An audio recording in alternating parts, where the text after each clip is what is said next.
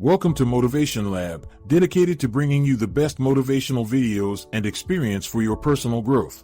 Think and Grow Rich by Napoleon Hill is one of the most iconic and inspiring books of all time.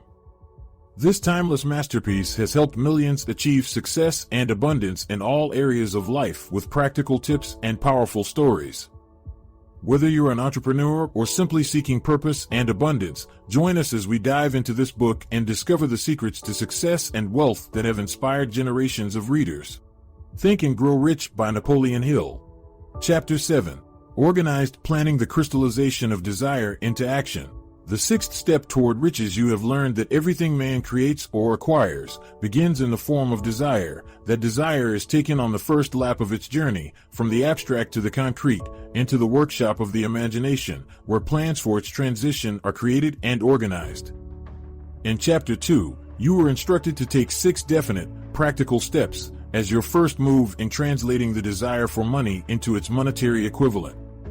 Please refer to MotivationLab playlist for any of the preceding chapters for these steps. One of these steps is the formation of a definite, practical plan or plans through which this transformation may be made. You will now be instructed how to build plans which will be practical, viz. Ally yourself with a group of as many people as you may need for the creation and carrying out of your plan or plans for the accumulation of money, making use of the mastermind principle described in a later chapter. Compliance with this instruction is absolutely essential. Do not neglect it. B. Before forming your mastermind alliance, decide what advantages and benefits you may offer the individual members of your group in return for their cooperation. No one will work indefinitely without some form of compensation. No intelligent person will either request or expect another to work without adequate compensation, although this may not always be in the form of money. C. Arrange to meet with the members of your mastermind group at least twice a week, and more often if possible, until you have jointly perfected the necessary plan or plans for the accumulation of money. D. Maintain perfect harmony between yourself and every member of your mastermind group. If you fail to carry out this instruction to the letter, you may expect to meet with failure. The mastermind principle cannot obtain where perfect harmony does not prevail. Keep in mind these facts. First, you are engaged in an undertaking of major importance to you. To be sure of success, you must have plans which are faultless. Second, you must have the advantage of the experience, education, native ability, and imagination of other minds. This is in harmony with the methods followed by every person who has accumulated a great fortune. No individual has sufficient experience, education, native ability, and knowledge to ensure the accumulation of a great fortune without the cooperation of other people. Every plan you adopt, in your endeavor to accumulate wealth, should be the joint creation of yourself and every other member of your mastermind group. You may originate your own plans either in whole or in part, but see that those plans are checked and approved by the members of your mastermind alliance. If the first plan which you adopt does not work successfully, replace it with a new plan. If this new plan fails to work, replace it, in turn with still another, and so on, until you find a plan which does work. Right here is the point at which the majority of men meet with failure, because of their lack of persistence in creating new plans to take the place of those which fail. The most intelligent man living cannot succeed in accumulating money, nor in any other undertaking, without plans which are practical and workable. Just keep this fact in mind, and remember when your plans fail, that temporary defeat is not permanent failure. It may only mean that your plans have not been sound. Build other plans. Start all over again. Thomas A. Edison failed 10,000 times before he perfected the incandescent electric light bulb. That is, he met with temporary defeat 10,000 times before his efforts were crowned with success. Temporary defeat should mean only one thing: the certain knowledge that there is something wrong with your plan. Millions of men go through life in misery and poverty because they lack a sound plan through which to accumulate a fortune. Henry Ford accumulated a fortune not because of his superior mind, but because he adopted and followed a plan which proved to be sound. 1,000 men could be pointed out, each with a better education than Ford's, yet each of whom lives in poverty because he does not possess the right plan for the accumulation of money. Your achievement can be no greater than your plans are sound. That may seem to be an axiomatic statement, but it is true. Samuel Insull lost his fortune of over $100 million. The Insull fortune was built on plans which were sound. The business depression forced Mr. Insull to change his plans, and the change brought temporary defeat because his new plans were not sound. Mr. Insull is now an old man. He may, consequently, accept failure instead of temporary defeat, but if his experience turns out to be failure, it will be for the reason that he lacks the fire of persistence to rebuild his plans. No man is ever whipped until he quits in his own mind. This fact will be repeated many times because it is so easy to take the count at the first sign of defeat. James J. Hill met with temporary defeat when he first endeavored to raise the necessary capital to build a railroad from the east to the west, but he, too, turned defeat into victory through new plans. Henry Ford met with temporary defeat, not only at the beginning of his automobile career, but after he had gone far toward the top. He created new plans, and went marching on to financial victory. We see men who have accumulated great fortunes, but we often recognize only their triumph, overlooking the temporary defeats which they had to surmount before arriving. No follower of this philosophy can reasonably expect to accumulate a fortune without experiencing temporary defeat. When defeat comes, accept it as a signal that your plans are not sound, rebuild those plans, and set sail once more toward your coveted goal. If you give up before your goal has been reached, you are a quitter. A quitter never wins and a winner never quits. Lift this sentence out, write it on a piece of paper in letters an inch high, and place it where you will see it every night before you go to sleep and every morning before you go to work. When you begin to select members for your mastermind group, endeavor to select those who do not take defeat seriously.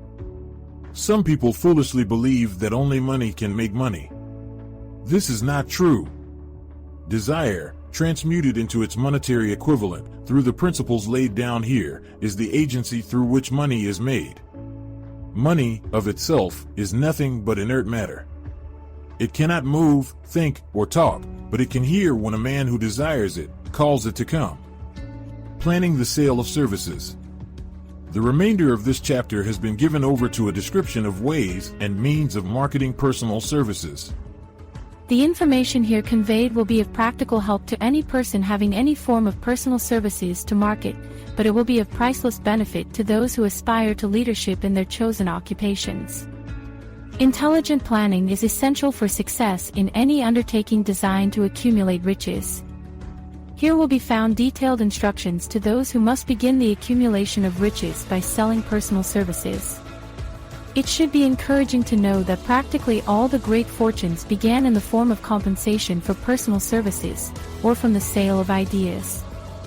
What else, except ideas and personal services, would one not possessed of property have to give in return for riches?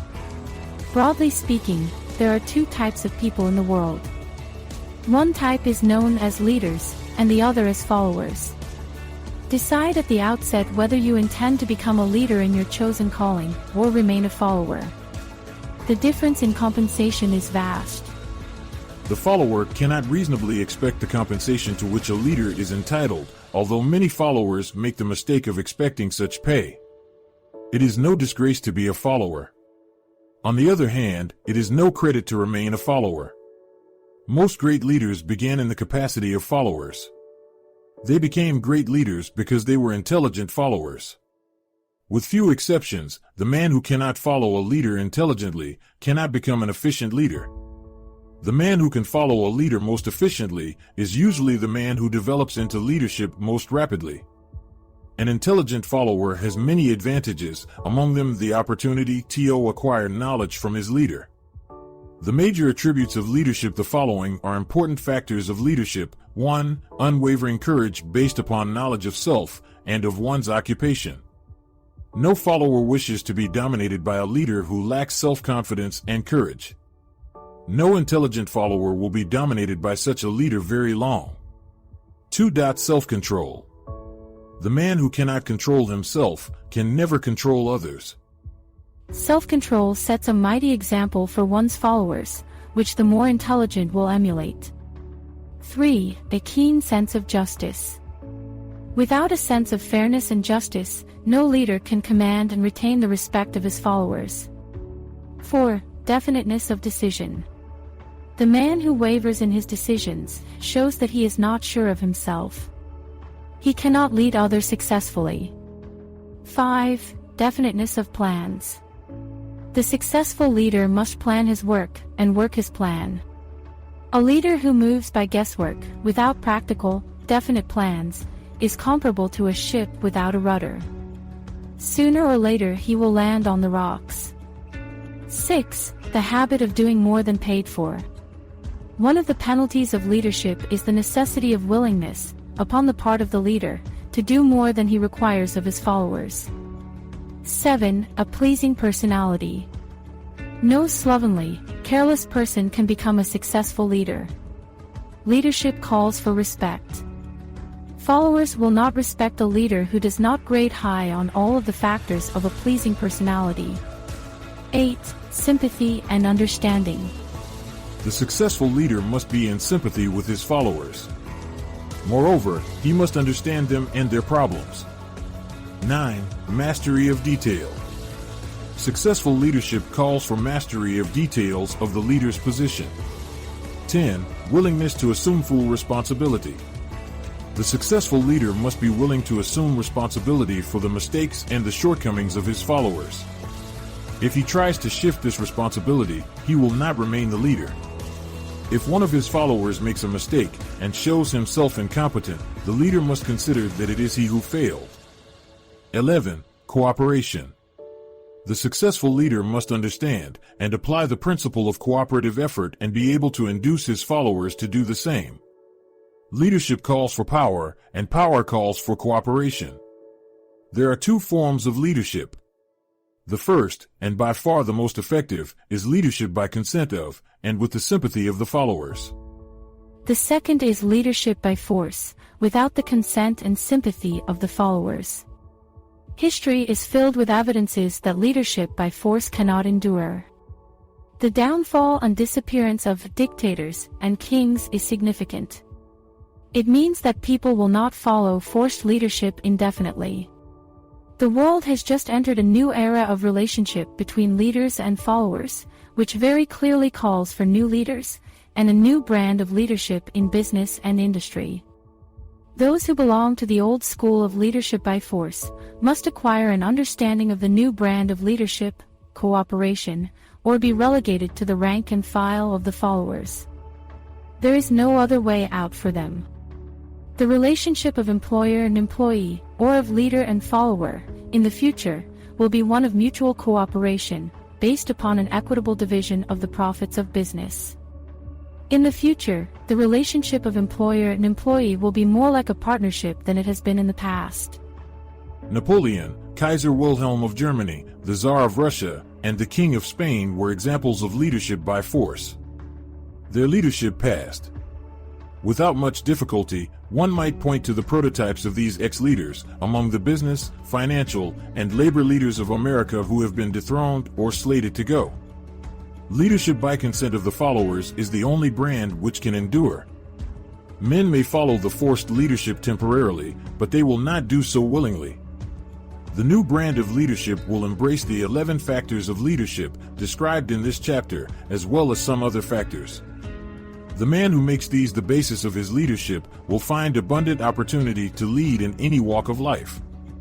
The Depression was prolonged, largely, because the world lacked leadership of the new brand. At the end of the Depression, the demand for leaders who are competent to apply the new methods of leadership has greatly exceeded the supply.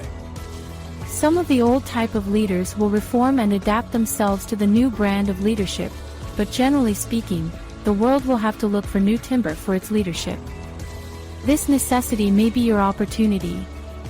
The 10 major causes of failure in leadership. We come now to the major faults of leaders who fail, because it is just as essential to know what not to do as it is to know what to do. 1. Inability to organize details. Efficient leadership calls for ability to organize and to master details. No genuine leader is ever too busy to do anything which may be required of him in his capacity as leader. When a man, whether he is a leader or follower, admits that he is too busy to change his plans, or to give attention to any emergency, he admits his inefficiency. The successful leader must be the master of all details connected with his position. That means, of course, that he must acquire the habit of relegating details to capable lieutenants. 2. Unwillingness to render humble service. Truly great leaders are willing, when occasion demands, to perform any sort of labor which they would ask another to perform. The greatest among ye shall be the servant of all is a truth which all able leaders observe and respect. 3. Expectation of pay for what they know instead of what they do with that which they know. The world does not pay men for that which they know. It pays them for what they do, or induce others to do. 4. Fear of competition from followers. The leader who fears that one of his followers may take his position is practically sure to realize that fear sooner or later. The able leader trains understudies to whom he may delegate, at will, any of the details of his position. Only in this way may a leader multiply himself and prepare himself to be at many places and give attention to many things at one time. It is an eternal truth that men receive more pay for their ability to get others to perform than they could possibly earn by their own efforts. An efficient leader may, through his knowledge of his job and the magnetism of his personality, greatly increase the efficiency of others and induce them to render more service and better service than they could render without his aid. 5. Lack of imagination. Without imagination, the leader is incapable of meeting emergencies and of creating plans by which to guide his followers efficiently. 6. Selfishness. The leader who claims all the honor for the work of his followers is sure to be met by resentment. The really great leader claims none of the honors. He is contented to see the honors, when there are any, go to his followers, because he knows that most men will work harder for commendation and recognition than they will for money alone. 7. Intemperance. Followers do not respect an intemperate leader. Moreover, intemperance in any of its various forms destroys the endurance and the vitality of all who indulge in it. 8. Disloyalty. Perhaps this should have come at the head of the list. The leader who is not loyal to his trust and to his associates, those above him and those below him, cannot long maintain his leadership. Disloyalty marks one as being less than the dust of the earth and brings down on one's head the contempt he deserves. Lack of loyalty is one of the major causes of failure in every walk of life. 9. Emphasis of the authority of leadership. The efficient leader leads by encouraging and not by trying to instill fear in the hearts of his followers. The leader who tries to impress his followers with his authority comes within the category of leadership through force. If a leader is a real leader, he will have no need to advertise that fact except by his conduct, his sympathy, understanding, fairness, and a demonstration that he knows his job. 10. Emphasis of title.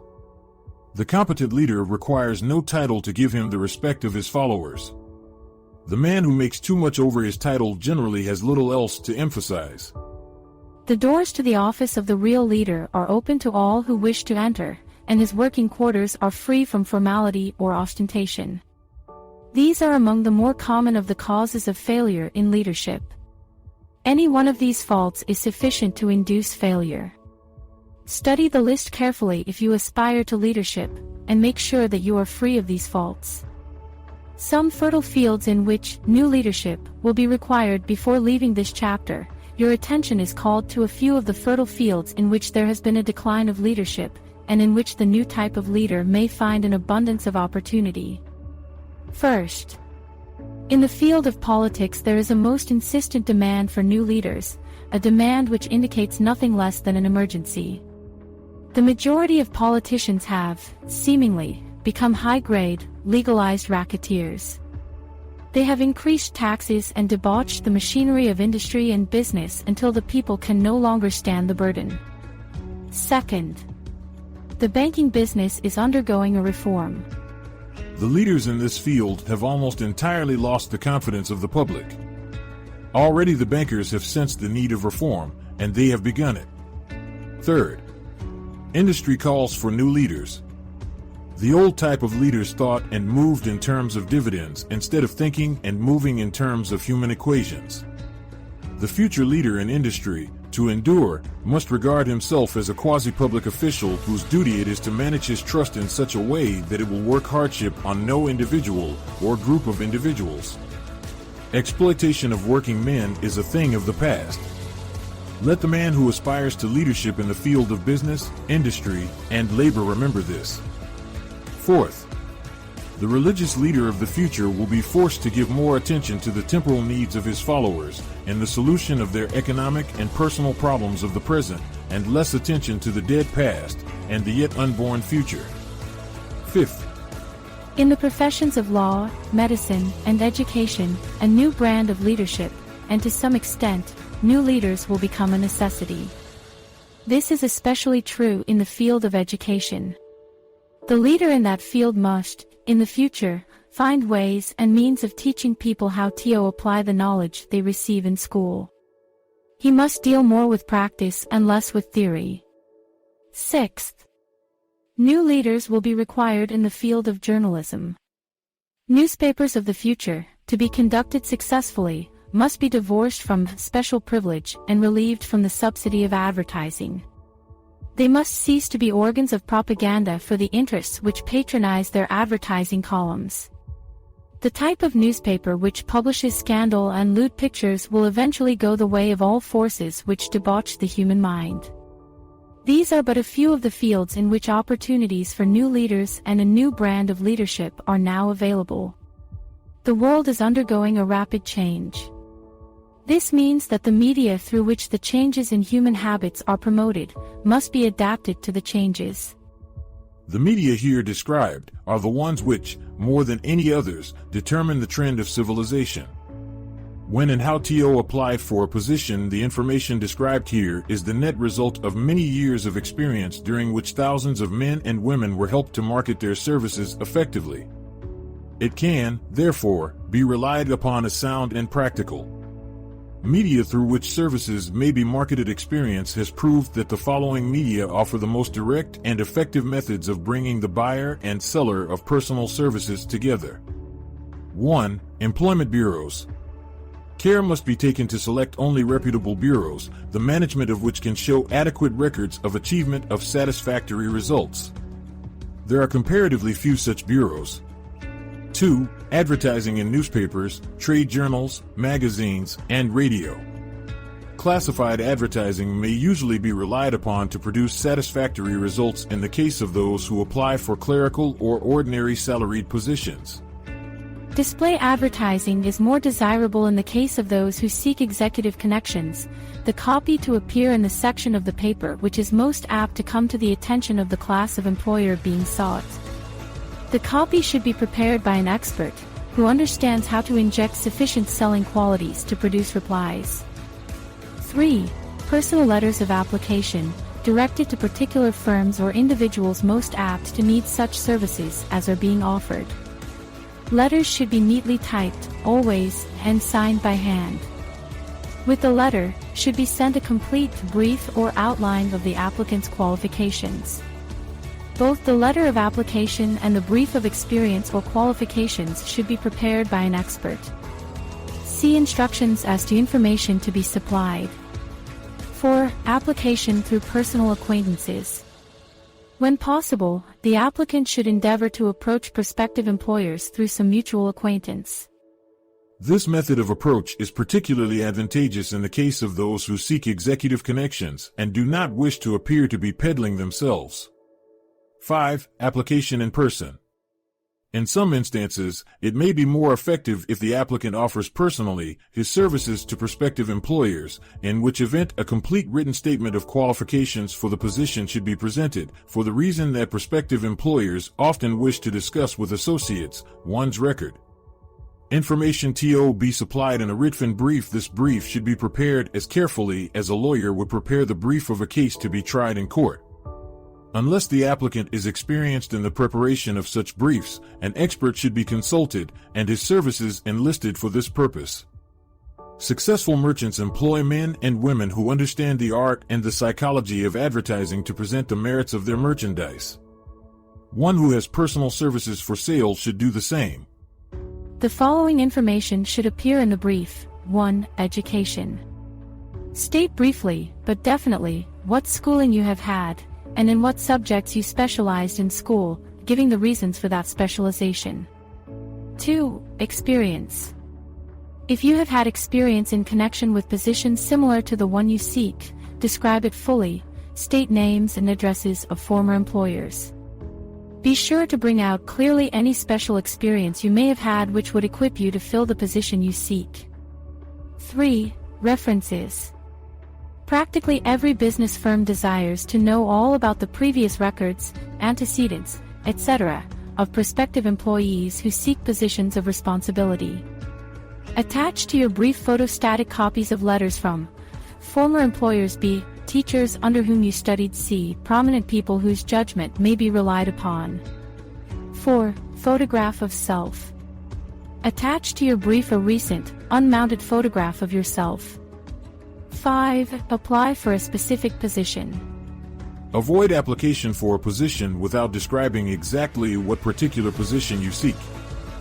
Never apply for just a position. That indicates you lack specialized qualifications. 6. State your qualifications for the particular position for which you apply. Give full details as to the reason you believe you are qualified for the particular position you seek. This is the application. It will determine, more than anything else, what consideration you receive. 7. Offer to go to work on probation. In the majority of instances, if you are determined to have the position for which you apply, it will be most effective if you offer to work for a week, or a month, or for a sufficient length of time to enable your prospective employer to judge your value without pay. This may appear to be a radical suggestion, but experience has proved that it seldom fails to win at least a trial. If you are sure of your qualifications, a trial is all you need. Incidentally, such an offer indicates that you have confidence in your ability to fill the position you seek. It is most convincing. If your offer is accepted, and you make good, more than likely you will be paid for your probation period. Make clear the fact that your offer is based upon your confidence in your ability to fill the position. B. Your confidence in your prospective employer's decision to employ you after trial. C. Your determination to have the position you seek. 8. Knowledge of your prospective employer's business. Before applying for a position, do sufficient research in connection with the business to familiarize yourself thoroughly with that business, and indicate in your brief the knowledge you have acquired in this field. This will be impressive, as it will indicate that you have imagination and a real interest in the position you seek. Remember that it is not the lawyer who knows the most law, but the one who best prepares his case, who wins. If your case is properly prepared and presented, your victory will have been more than half won at the outset. Do not be afraid of making your brief too long. Employers are just as much interested in purchasing the services of well-qualified applicants as you are in securing employment. In fact, the success of most successful employers is due, in the main, to their ability to select well-qualified lieutenants. They want all the information available. Remember another thing, neatness in the preparation of your brief will indicate that you are a painstaking person. I have helped to prepare briefs for clients which were so striking and out of the ordinary that they resulted in the employment of the applicant without a personal interview. When your brief has been completed, have it neatly bound by an experienced binder and lettered by an artist or printer similar to the following. Brief of the qualifications of Robert K. Smith applying for the position of private secretary to the president of the blank company incorporated. Change names each time brief is shown. This personal touch is sure to command attention. Have your brief neatly typed on the finest paper you can obtain, and bound with a heavy paper of the book cover variety, the binder to be changed, and the proper firm name to be inserted if it is to be shown to more than one company. Your photograph should be pasted on one of the pages of your brief. Follow these instructions to the letter, improving upon them wherever your imagination suggests. Successful salesmen groom themselves with care. They understand that first impressions are lasting. Your brief is your salesman.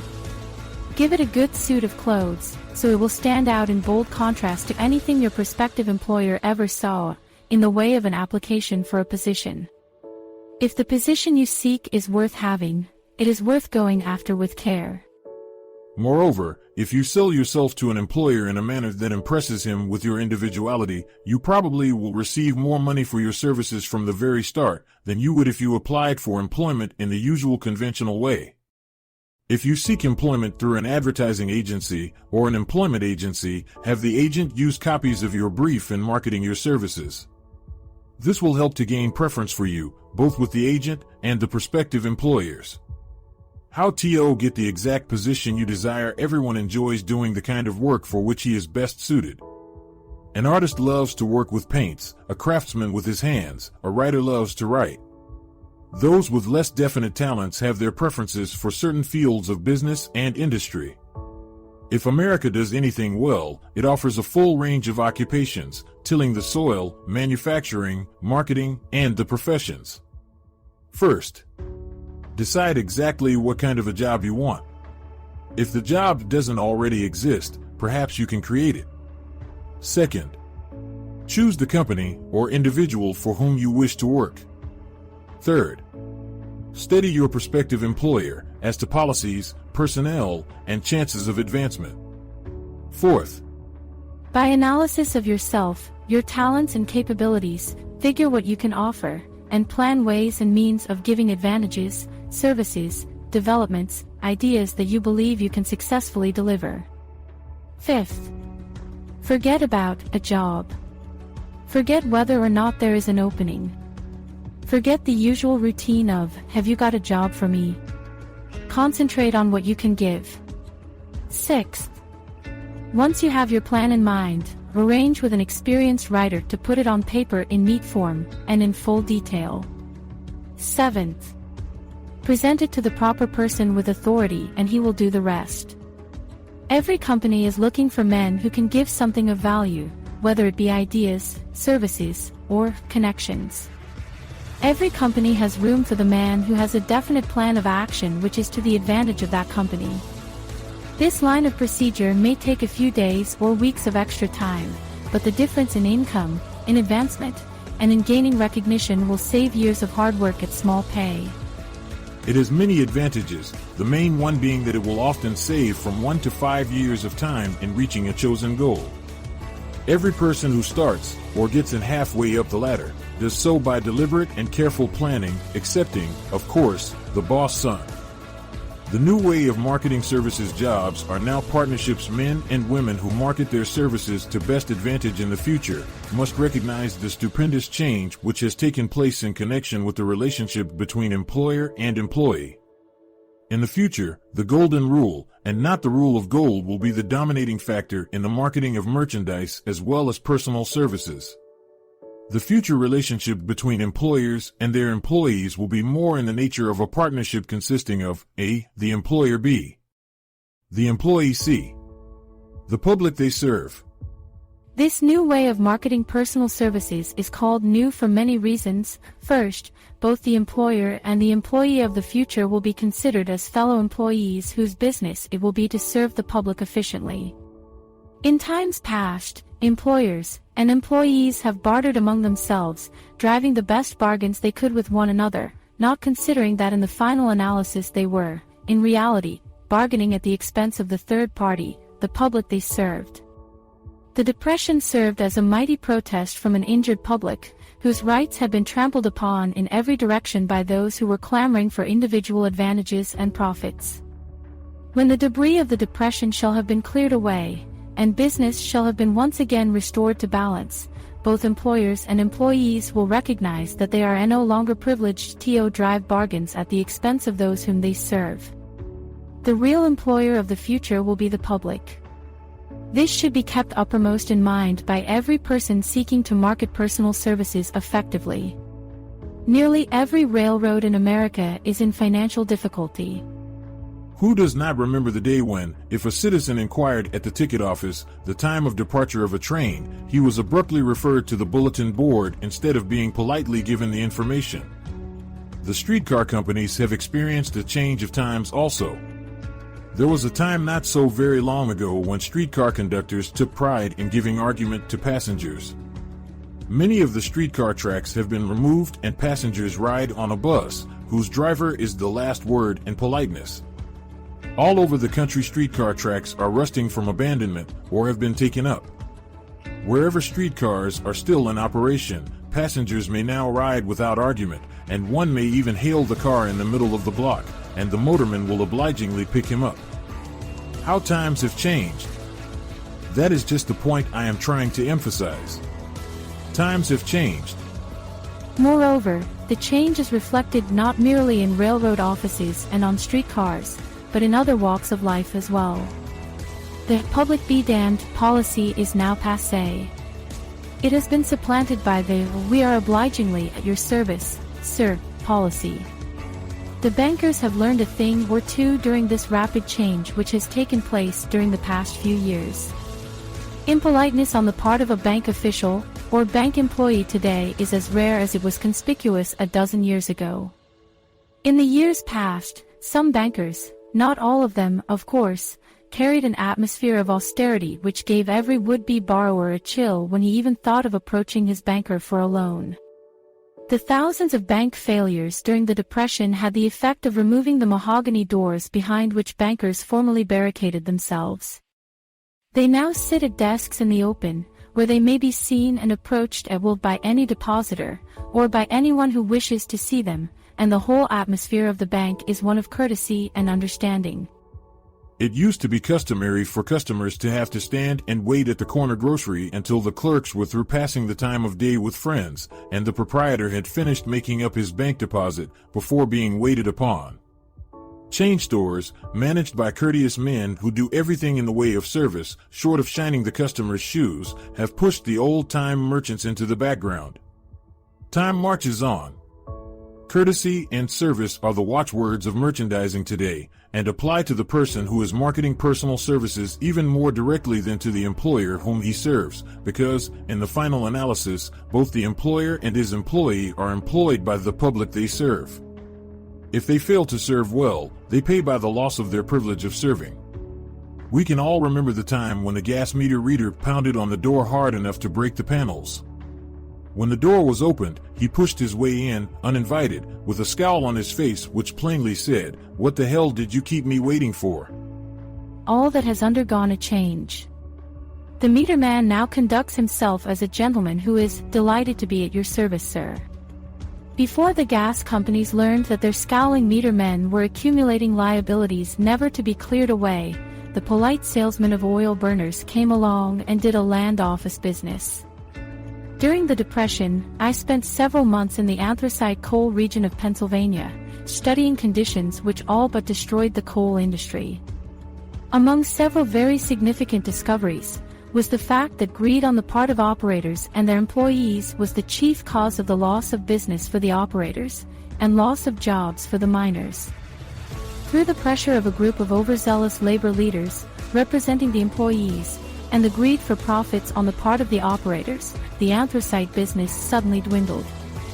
The coal operators and their employees drove sharp bargains with one another, adding the cost of the bargaining to the price of the coal, until, finally, they discovered they had built up a wonderful business for the manufacturers of oil-burning outfits and the producers of crude oil. The wages of sin is death. Many have read this in the Bible, but few have discovered its meaning. Now, and for several years, the entire world has been listening by force to a sermon which might well be called "Whatsoever a man soweth, that shall he also reap." Nothing as widespread and effective as the Depression could possibly be just a coincidence. Behind the Depression was a cause. Nothing ever happens without a cause. In the main, the cause of the Depression is traceable directly to the worldwide habit of trying to reap without sowing. This should not be mistaken to mean that the Depression represents a crop which the world is being forced to reap without having sown. The trouble is that the world sowed the wrong sort of seed. Any farmer knows he cannot sow the seed of thistles and reap a harvest of grain. Beginning at the outbreak of the World War, the people of the world began to sow the seed of service inadequate in both quality and quantity. Nearly everyone was engaged in the pastime of trying to get without giving. These illustrations are brought to the attention of those who have personal services to market, to show that we are where we are, and what we are, because of our own conduct. If there is a principle of cause and effect, which controls business, finance, and transportation, this same principle controls individuals and determines their economic status. What is your QQS rating? The causes of success in marketing services effectively and permanently have been clearly described. Unless those causes are studied, analyzed, understood, and applied, no man can market his services effectively and permanently. Every person must be his own salesman of personal services. The quality and the quantity of service rendered, and the spirit in which it is rendered, determine to a large extent the price and the duration of employment. To market personal services effectively, which means a permanent market at a satisfactory price, under pleasant conditions, one must adopt and follow the QQS formula, which means that quality plus quantity plus the proper spirit of cooperation equals perfect salesmanship of service. Remember the QQS formula, but do more apply it as a habit. Let us analyze the formula to make sure we understand exactly what it means. 1. Quality of service shall be construed to mean the performance of every detail in connection with your position in the most efficient manner possible, with the object of greater efficiency always in mind. 2. Quantity of service shall be understood to mean the habit of rendering all the service of which you are capable at all times, with the purpose of increasing the amount of service rendered as greater skill is developed through practice and experience. Emphasis is again placed on the word habit. 3. Spirit of service shall be construed to mean the habit of agreeable, harmonious conduct which will induce cooperation from associates and fellow employees. Adequacy of quality and quantity of service is not sufficient to maintain a permanent market for your services. The conduct, or the spirit in which you deliver service, is a strong determining factor in connection with both the price you receive and the duration of employment. Andrew Carnegie stressed this point more than others in connection with his description of the factors which lead to success in the marketing of personal services. He emphasized again and again the necessity for harmonious conduct.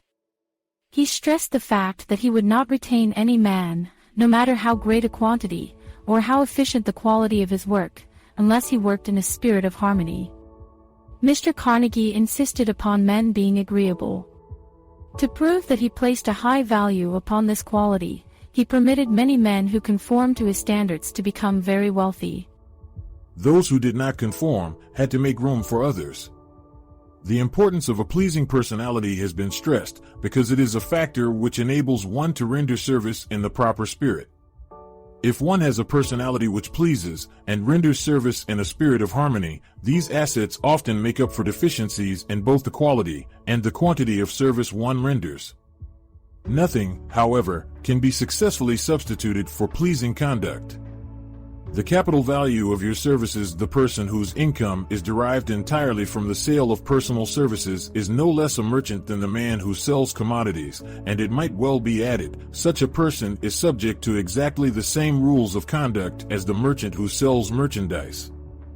This has been emphasized because the majority of people who live by the sale of personal services make the mistake of considering themselves free from the rules of conduct and the responsibilities attached to those who are engaged in marketing commodities.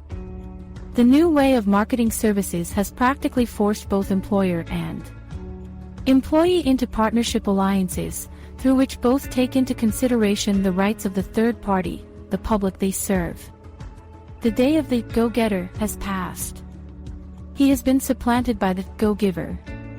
High-pressure methods in business finally blew the lid off. There will never be the need to put the lid back on, because, in the future, business will be conducted by methods that will require no pressure. The actual capital value of your brains may be determined by the amount of income you can produce, by marketing your services. A fair estimate of the capital value of your services may be made by multiplying your annual income by 16 2/3, as it is reasonable to estimate that your annual income represents 6% of your capital value. Money rents for 6% per annum. Money is worth no more than brains. It is often worth much less. Competent brains, if effectively marketed, represent a much more desirable form of capital than that which is required to conduct a business dealing in commodities, because brains are a form of capital which cannot be permanently depreciated through depressions, nor can this form of capital be stolen or spent. Moreover, the money which is essential for the conduct of business is as worthless as a sand dune until it has been mixed with efficient brains. The 30 major causes of failure, how many of these are holding you back? Life's greatest tragedy consists of men and women who earnestly try and fail. The tragedy lies in the overwhelmingly large majority of people who fail as compared to the few who succeed. I have had the privilege of analyzing several thousand men and women, 98% of whom were classed as failures. There is something radically wrong with a civilization and a system of education which permit 98% of the people to go through life as failures. But I did not write this book for the purpose of moralizing on the rights and wrongs of the world. That would require a book 100 times the size of this one. My analysis work proved that there are 30 major reasons for failure, and 13 major principles through which people accumulate fortunes. In this chapter, a description of the 30 major causes of failure will be given. As you go over the list, check yourself by it, point by point, for the purpose of discovering how many of these causes of failure stand between you and success. 1. Unfavorable hereditary background. There is but little, if anything, which can be done for people who are born with a deficiency in brain power. This philosophy offers but one method of bridging this weakness, through the aid of the mastermind. Observe with profit, however, that this is the only one of the 30 causes of failure which may not be easily corrected by any individual. 2. Lack of a well-defined purpose in life. There is no hope of success for the person who does not have a central purpose or definite goal at which to aim. 98 out of every 100 of those whom I have analyzed had no such aim. Perhaps this was the 3. Lack of ambition to aim above mediocrity. We offer no hope for the person who is so indifferent as not to want to get ahead in life, and who is not willing to pay the price. 4. Insufficient education. This is a handicap which may be overcome with comparative ease. Experience has proven that the best educated people are often those who are known as self-made or self-educated. It takes more than a college degree to make one a person of education. Any person who is educated is one who has learned to get whatever he wants in life without violating the rights of others. Education consists not so much of knowledge, but of knowledge effectively and persistently applied. Men are paid not merely for what they know, but more particularly for what they do with that which they know. 5. Lack of self-discipline. Discipline comes through self-control. This means that one must control all negative qualities. Before you can control conditions, you must first control yourself. Self-mastery is the hardest job you will ever tackle. If you do not conquer self, you will be conquered by self. You may see at one and the same time both your best friend and your greatest enemy, by stepping in front of a mirror. 6. Ill health. No person may enjoy outstanding success without good health. Many of the causes of ill health are subject to mastery and control. These, in the main, are overeating of foods not conducive to health, B. Wrong habits of thought, giving expression to negatives, C. Wrong use of and overindulgence in sex, D. Lack of proper physical exercise, E. An inadequate supply of fresh air, due to improper breathing. 7. Unfavorable environmental influences during childhood. As the twig is bent, so shall the tree grow. Most people who have criminal tendencies acquire them as the result of bad environment and improper associates during childhood. 8. Procrastination. This is one of the most common causes of failure. Old man procrastination stands within the shadow of every human being, waiting his opportunity to spoil one's chances of success. Most of us go through life as failures because we are waiting for this time to be right to start doing something worthwhile. Do not wait.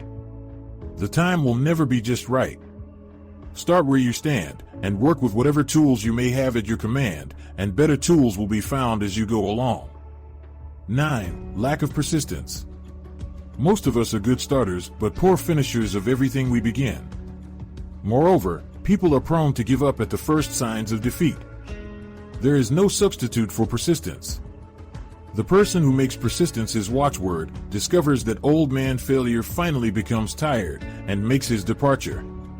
Failure cannot cope with persistence. 10. Negative personality. There is no hope of success for the person who repels people through a negative personality. Success comes through the application of power, and power is attained through the cooperative efforts of other people. A negative personality will not induce cooperation. 11. Lack of controlled sexual urge. Sex energy is the most powerful of all the stimuli which move people into action. Because it is the most powerful of the emotions, it must be controlled through transmutation and converted into other channels. 12. Uncontrolled desire for something for nothing. The gambling instinct drives millions of people to failure. Evidence of this may be found in a study of the Wall Street crash of '29, during which millions of people tried to make money by gambling on stock margins. 13. Lack of a well-defined power of decision. Men who succeed reach decisions promptly, and change them, if at all, very slowly. Men who fail reach decisions, if at all, very slowly, and change them frequently and quickly. Indecision and procrastination are twin brothers. Where one is found, the other may usually be found also. Kill off this pair before they completely hogtie you to the treadmill of failure. 14. One or more of the 6 basic fears. These fears have been analyzed for you in a later chapter. They must be mastered before you can market your services effectively. 15. Wrong selection of a mate in marriage. This is a most common cause of failure. The relationship of marriage brings people intimately into contact. Unless this relationship is harmonious, failure is likely to follow. Moreover, it will be a form of failure that is marked by misery and unhappiness, destroying all signs of ambition. 16. Overcaution. The person who takes no chances generally has to take whatever is left when others are through choosing. Overcaution is as bad as undercaution. Both are extremes to be guarded against. Life itself is filled with the element of chance. 17. Wrong selection of associates in business. This is one of the most common causes of failure in business. In marketing personal services, one should use great care to select an employer who will be an inspiration, and who is, himself, intelligent and successful. We emulate those with whom we associate most closely. Pick an employer who is worth emulating. 18. Superstition and prejudice. Superstition is a form of fear. It is also a sign of ignorance. Men who succeed keep open minds and are afraid of nothing. 19. Wrong selection of a vocation. No man can succeed in a line of endeavor which he does not like. The most essential step in the marketing of personal services is that of selecting an occupation into which you can throw yourself wholeheartedly. 20. Lack of concentration of effort. The jack of all trades seldom is good at any. Concentrate all of your efforts on one definite chief aim. 21. The habit of indiscriminate spending. The spendthrift cannot succeed, mainly because he stands eternally in fear of poverty. Form the habit of systematic saving by putting aside a definite percentage of your income. Money in the bank gives one a very safe foundation of courage when bargaining for the sale of personal services. Without money, one must take what one is offered and be glad to get it. 22. Lack of enthusiasm. Without enthusiasm, one cannot be convincing. Moreover, enthusiasm is contagious, and the person who has it under control is generally welcome in any group of people. 23. Intolerance. The person with a closed mind on any subject seldom gets ahead. Intolerance means that one has stopped acquiring knowledge. The most damaging forms of intolerance are those connected with religious, racial, and political differences of opinion. 24. Intemperance. The most damaging forms of intemperance are connected with eating, strong drink, and sexual activities. Overindulgence in any of these is fatal to success. 25. Inability to cooperate with others. More people lose their positions and their big opportunities in life because of this fault than for all other reasons combined. It is a fault which no well-informed businessman or leader will tolerate. 26. Possession of power that was not acquired through self-effort. Sons and daughters of wealthy men, and others who inherit money which they did not earn.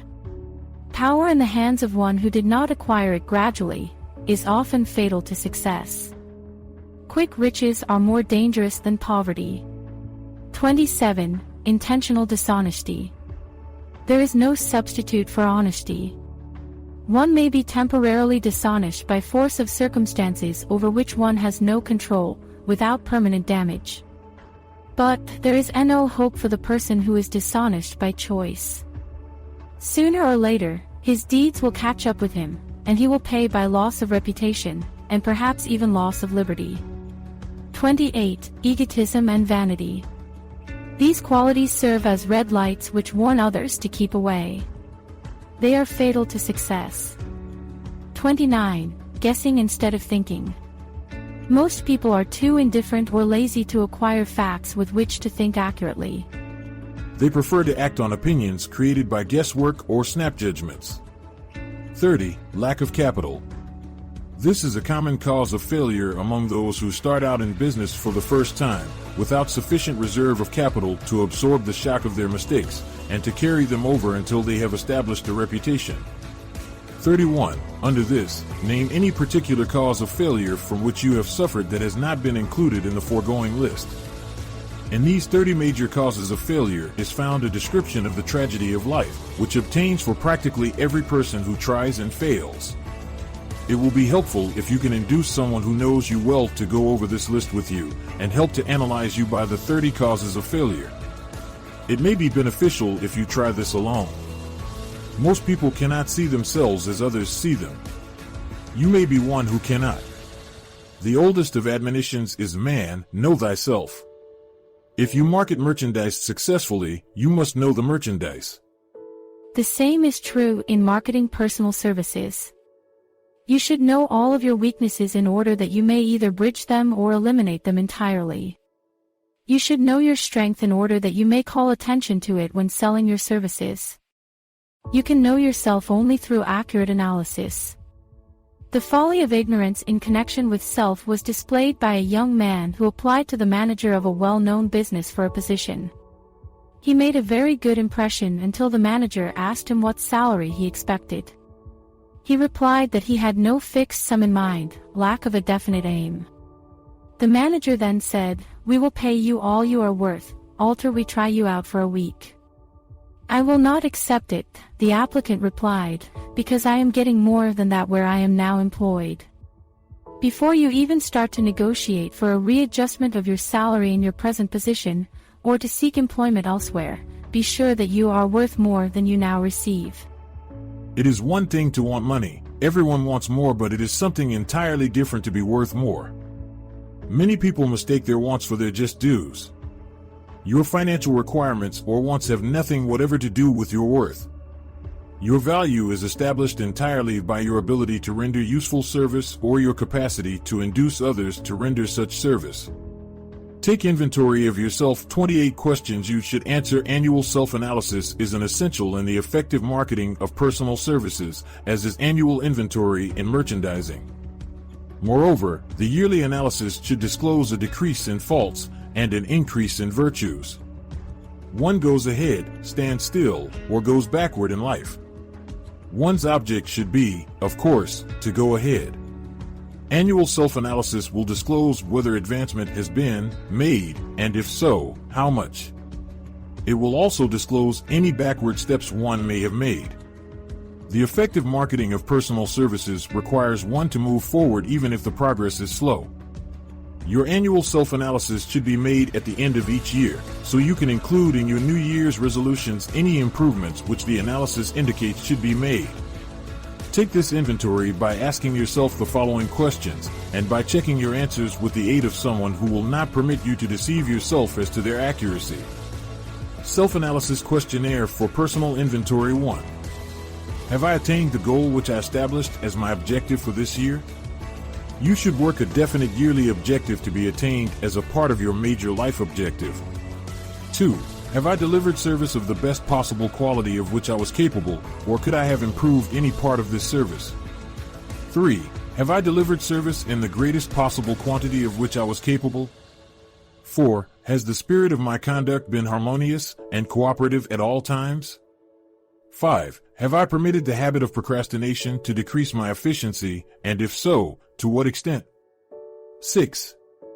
Have I improved my personality, and if so, in what ways?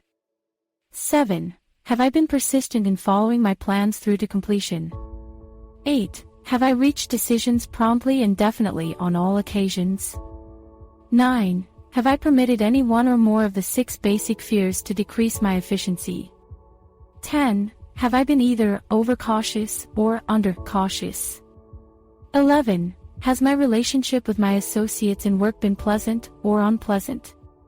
If it has been unpleasant, has the fault been partly or wholly mine? 12. Have I dissipated any of my energy through lack of concentration of effort? 13. Have I been open-minded and tolerant in connection with all subjects? 14. In what way have I improved my ability to render service? 15. Have I been intemperate in any of my habits? 16. Have I expressed, either openly or secretly, any form of egotism? 17. Has my conduct toward my associates been such that it has induced them to respect me? 18. Have my opinions and decisions been based upon guesswork or accuracy of analysis and thought? 19. Have I followed the habit of budgeting my time, my expenses, and my income, and have I been conservative in these budgets? 20. How much time have I devoted to unprofitable effort which I might have used to better advantage? 21. How may I rebudget my time and change my habits so I will be more efficient during the coming year? 22. Have I been guilty of any conduct which was not approved by my conscience? 23. In what ways have I rendered more service and better service than I was paid to render? 24. Have I been unfair to anyone, and if so, in what way?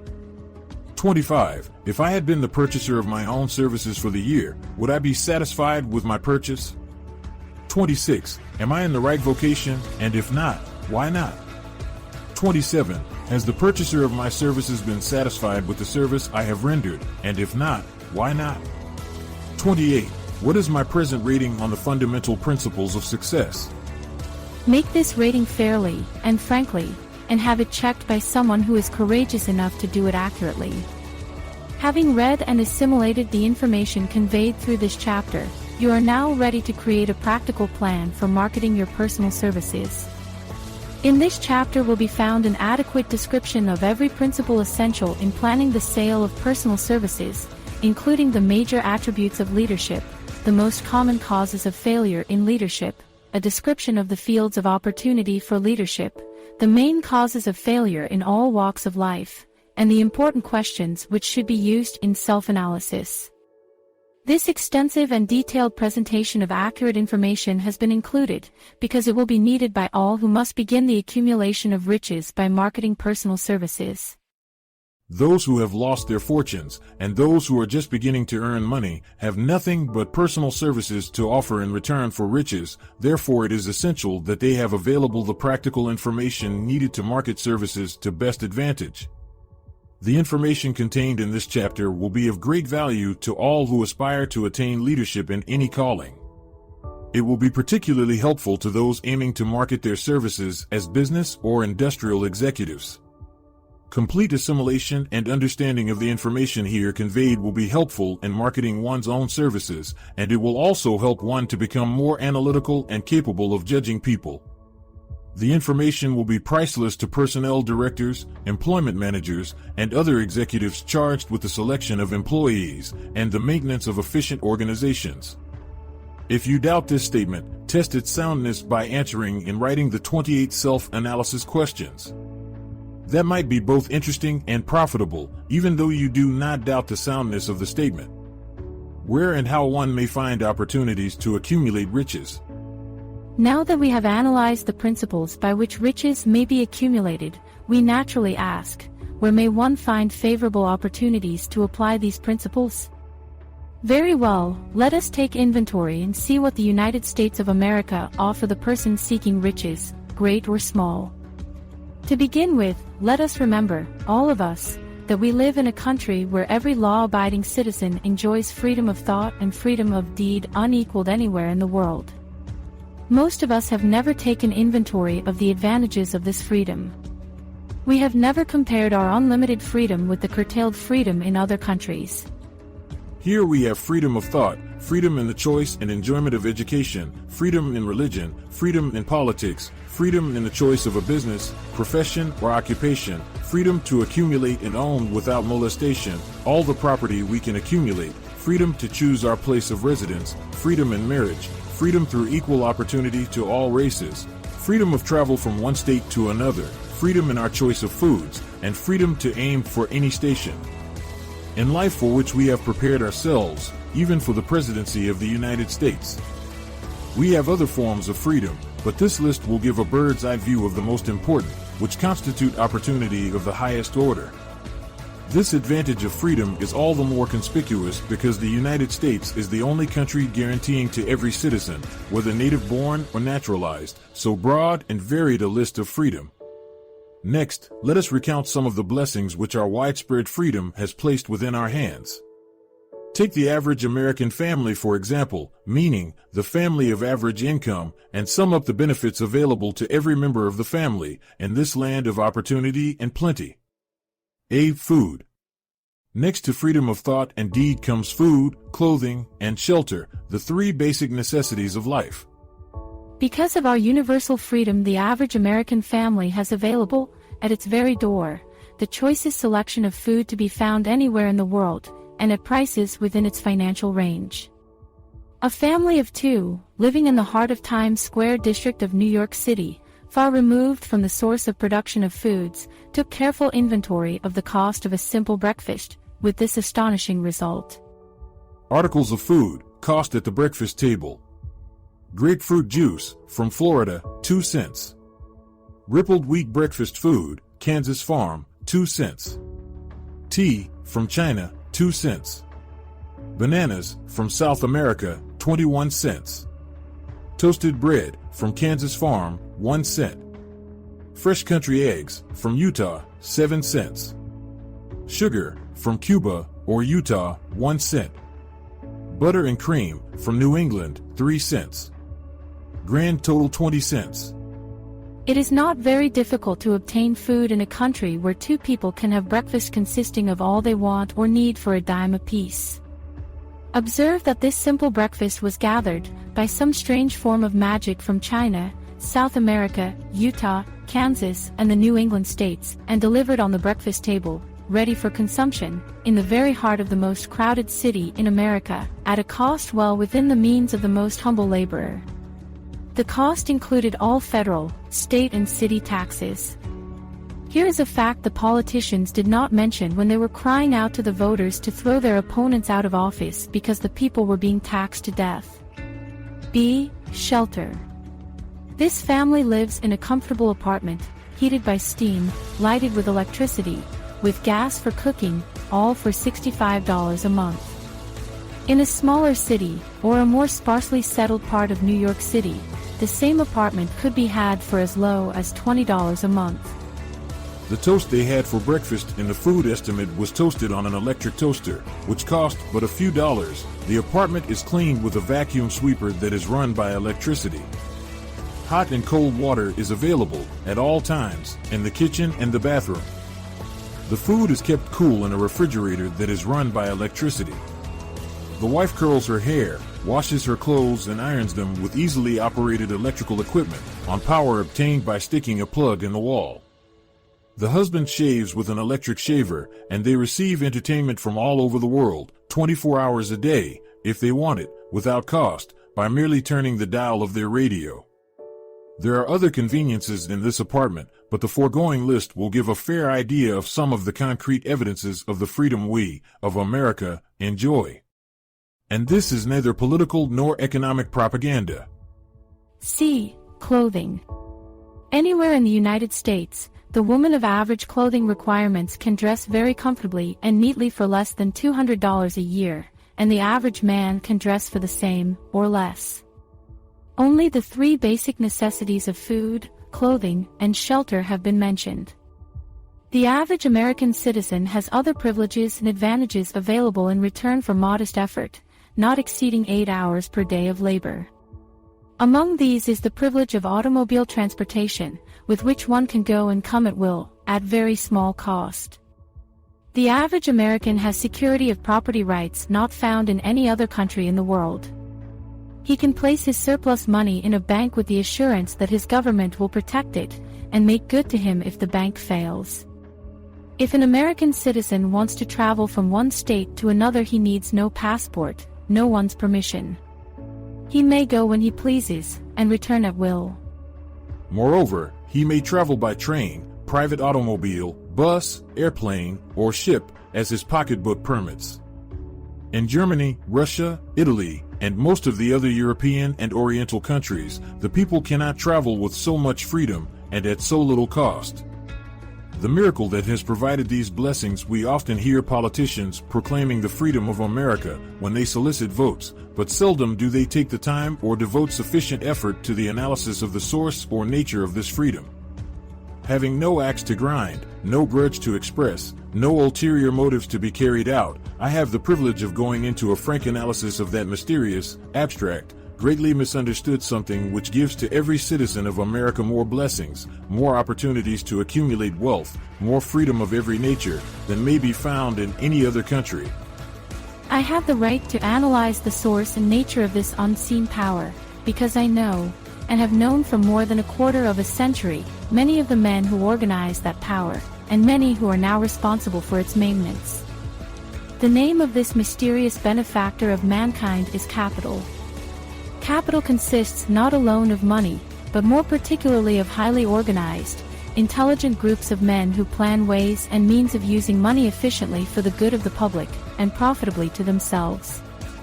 These groups consist of scientists, educators, chemists, inventors, business analysts, publicity men, transportation experts, accountants, lawyers, doctors, and both men and women who have highly specialized knowledge in all fields of industry and business.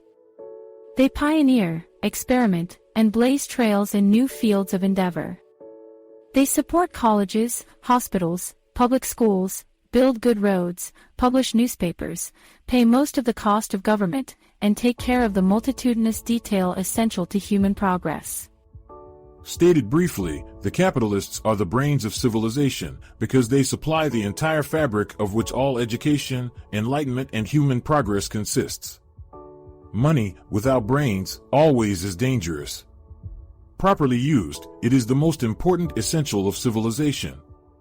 The simple breakfast here described could not have been delivered to the New York family at a dime each, or at any other price, if organized capital had not provided the machinery, the ships, the railroads, and the huge armies of trained men to operate them.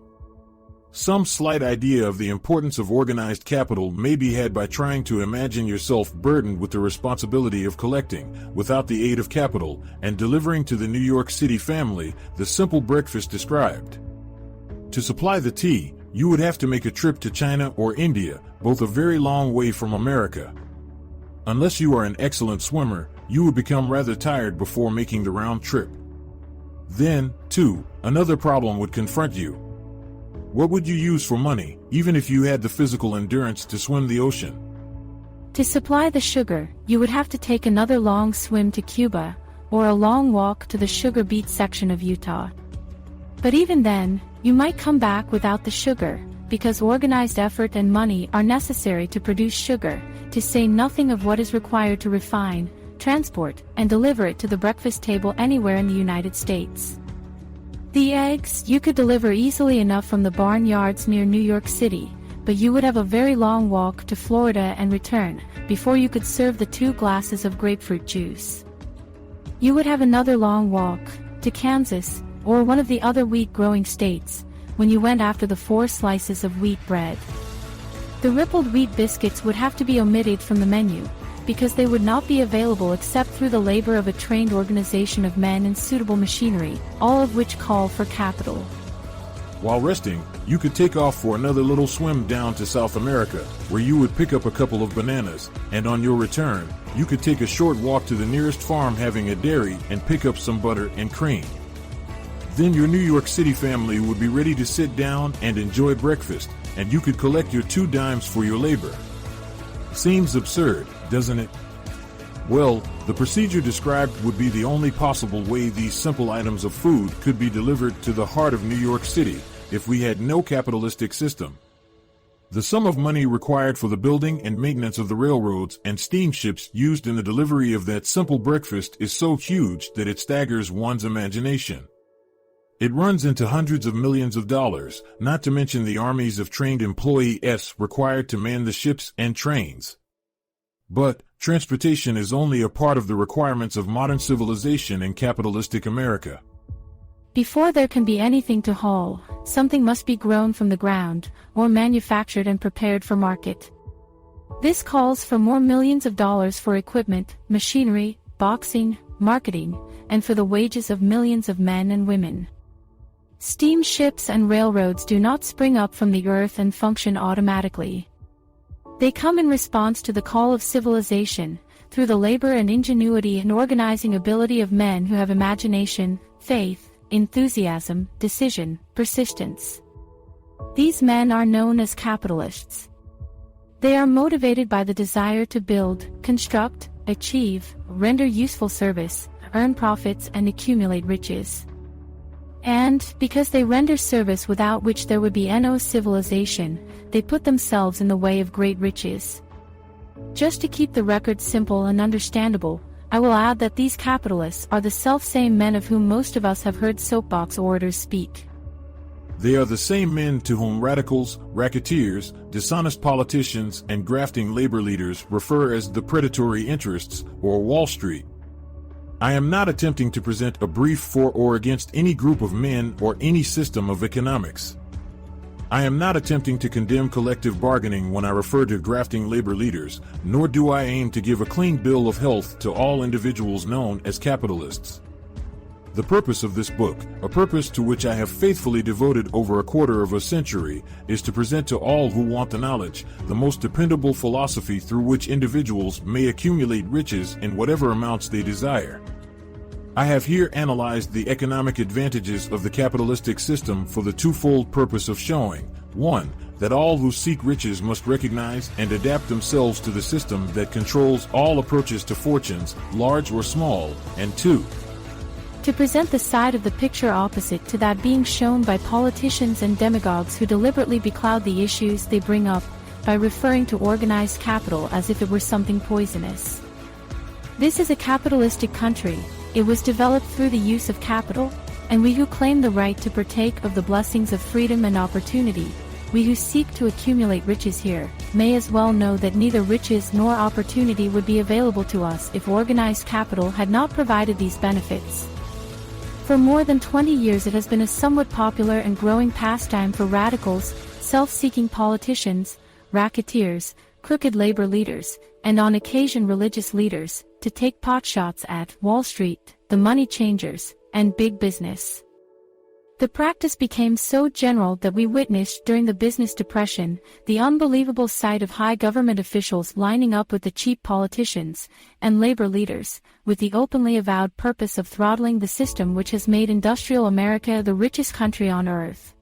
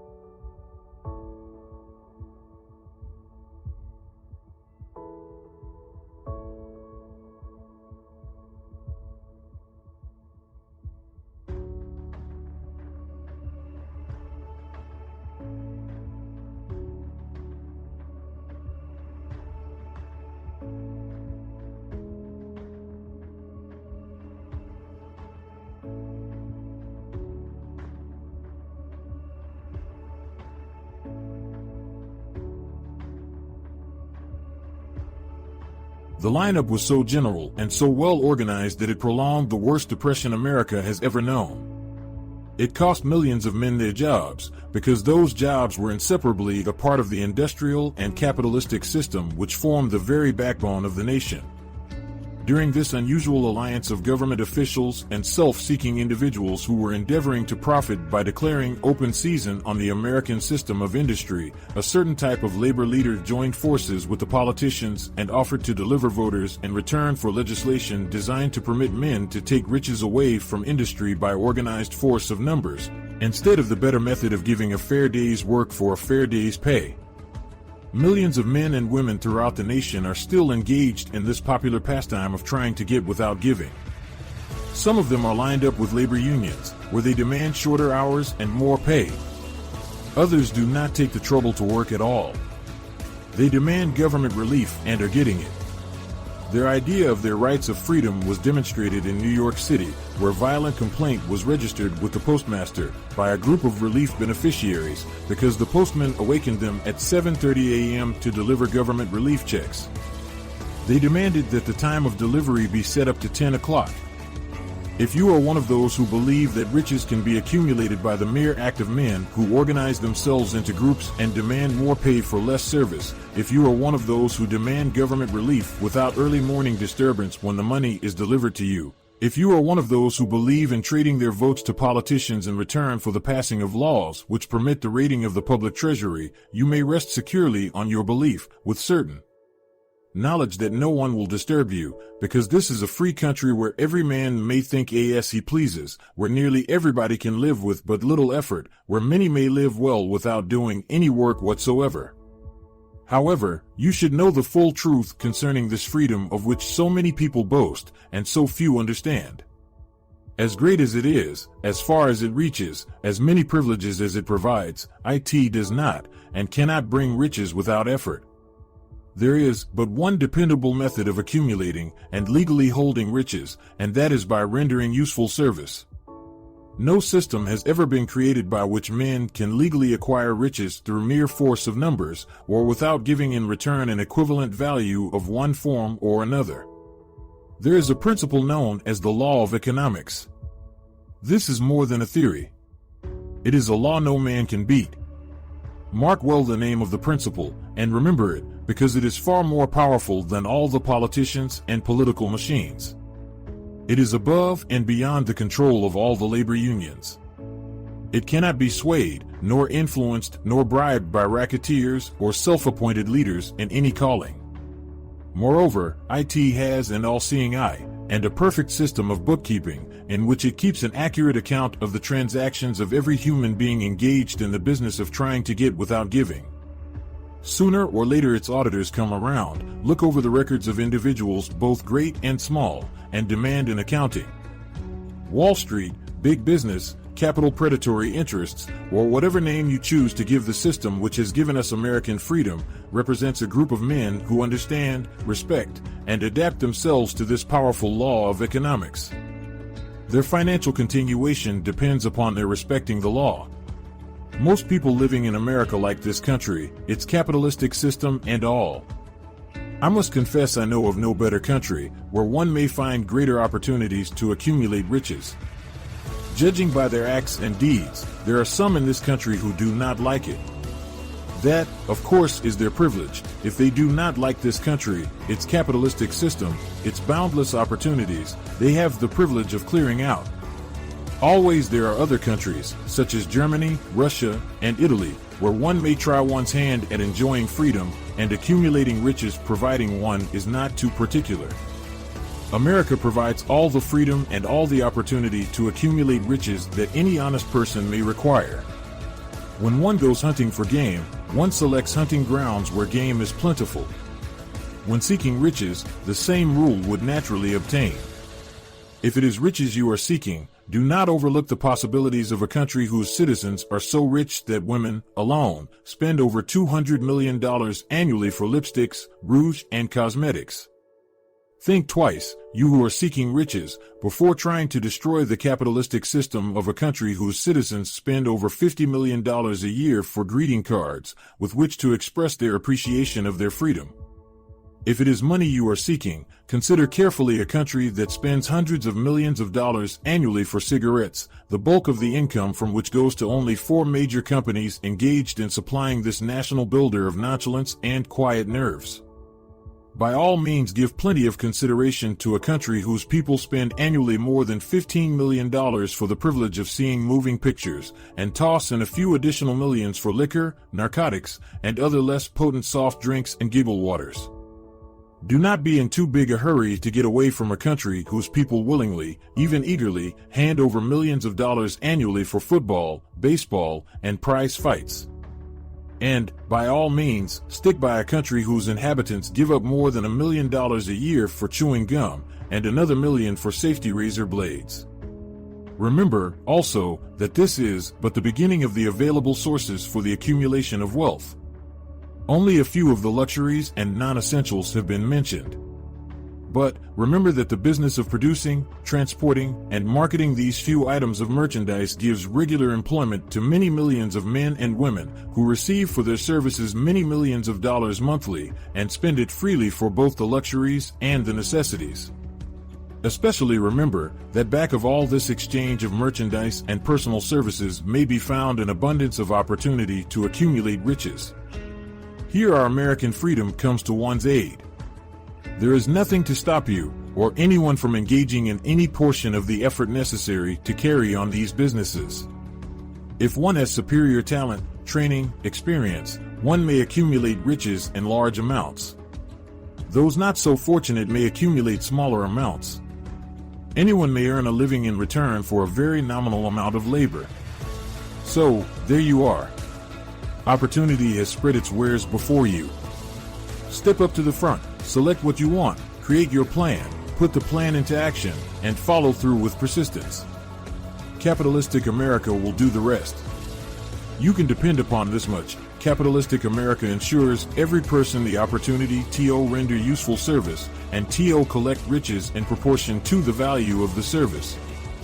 The system denies no one this right, but it does not and cannot promise something for nothing, because the system itself is irrevocably controlled by the law of economics, which neither recognizes nor tolerates for long getting without giving. The law of economics was passed by nature. There is no Supreme Court to which violators of this law may appeal. The law hands out both penalties for its violation and appropriate rewards for its observance, without interference or the possibility of interference by any human being. The law cannot be repealed. It is as fixed as the stars in the heavens, and subject to, and a part of the same system that controls the stars. May one refuse to adapt oneself to the law of economics? Certainly. This is a free country, where all men are born with equal rights, including the privilege of ignoring the law of economics. What happens then? Well, nothing happens until large numbers of men join forces for the avowed purpose of ignoring the law and taking what they want by force. Then comes the dictator, with well-organized firing squads and machine guns. We have not yet reached that stage in America. But we have heard all we want to know about how the system works. Perhaps we all be fortunate enough not to demand personal knowledge of so gruesome a reality. Doubtless we shall prefer to continue with our freedom of speech, freedom of deed, and freedom to render useful service in return for riches. The practice, by government officials, of extending to men and women the privilege of raiding the public treasury in return for votes, sometimes results in election, but as night follows day, the final payoff comes, when every penny wrongfully used must be repaid with compound interest on compound interest. If those who make the grab are not forced to repay, the burden falls on their children and their children's children, even unto the third and fourth generations. There is no way to avoid the debt. Men can, and sometimes do, form themselves into groups for the purpose of crowding wages up and working hours down. There is a point beyond which they cannot go. It is the point at which the law of economics steps in, and the sheriff gets both the employer and the employees. For 6 years, from 1929 to 1935, the people of America, both rich and poor, barely missed seeing the old man economics hand over to the sheriff all the businesses and industries and banks. It was not a pretty sight. It did not increase our respect for mob psychology, through which men cast reason to the winds and start trying to get without giving. We who went through those 6 discouraging years, when fear was in the saddle and faith was on the ground, cannot forget how ruthlessly the law of economics exacted its toll from both rich and poor, weak and strong, old and young. We shall not wish to go through another such experience. These observations are not founded upon short-time experience. They are the result of 25 years of careful analysis of the methods of both the most successful and the most unsuccessful men America has known. Thanks for visiting MotivationLab, dedicated to bringing you the best motivational videos and experience for your personal growth. Like, share, and subscribe for more motivational content.